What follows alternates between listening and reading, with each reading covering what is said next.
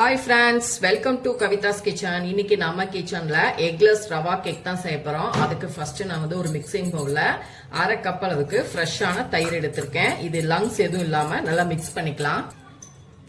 இப்போ இதுல அரை கப் அளவுக்கு நான் மெல்டட் பட்டர் சேர்த்திருக்கேன். நீங்க பட்டருக்கு பதிலா ஃபிளேவர் அல்லாத சன்ஃபிளவர் ஆயில் சேர்த்துக்கோங்க. அரை கப் சேர்த்துக்கோங்க. இப்போ இது எல்லாத்தையும் நல்லா மிக்ஸ் பண்ணிக்கலாம். இது கூடவே 1/4 கப் அளவுக்கு நான் பவுடர் சுகர் அதாவது ஜீனியை வந்து பவுடர் பண்ணி எடுத்திருக்கேன். அது 1/4 கப் சேர்த்துட்டு நல்லா மிக்ஸ் பண்ணிக்கோங்க. 1 கப் நல்லா காய்ச்சி ஆற வச்ச பால் சேர்த்துக்கலாம். இதே மிக்ஸ் பண்ணிக்கோங்க.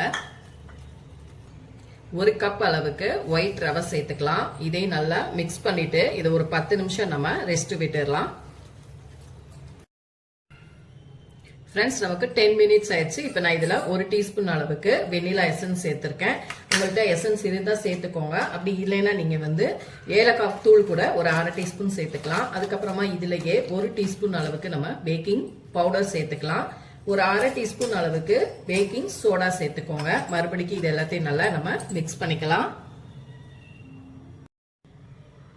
இந்த அளவுக்கு மட்டும் நம்ம சால்ட்டும் சேர்த்துட்டு நல்லா மிக்ஸ் பண்ணிக்கலாம்.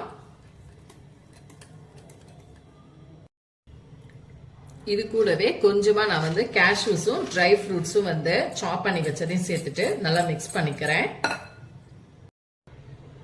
இப்போ நான் கேக் டின்னுல ஒரு பட்டர் பேப்பர் போட்டு அதுக்கு மேல இந்த கேக் பேட்டரை நான் வந்து ஊத்திருக்கேன். நீங்க வந்து அதுல பட்டருக்கு பதிலா ஆயில் கூட நீங்க அப்ளை பண்ணிட்டு லைட்டா மைதா டஸ்ட் பண்ணிக்கோங்க.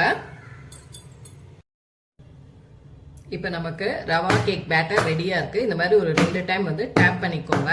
டேப் பண்ணிட்டு நம்ம இதை ஃப்ரெண்ட்ஸ் அடிக்கனமான கடாய் வந்து நான் கேஸ் ஸ்டவ்ல வச்சுட்டு அதுக்குள்ள ஒரு பிளேட் திருப்பி போட்டுட்டு இப்ப நான் கேக் பேட்டரை உள்ள வைக்கிறேன்.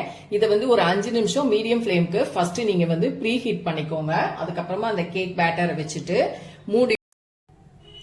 ஃப்ரெண்ட்ஸ் பாருங்க நமக்கு நல்லா 25 மினிட்ஸ் ஆயிடுச்சு. இப்ப நான் ஸ்டவ் ஆஃப் பண்ணிட்டேன். இப்ப இதை நம்ம அந்த கேக்கை எடுத்து நம்ம ஆறுனதுக்கு அப்புறம் பீஸ் போட்டுக்கலாம்.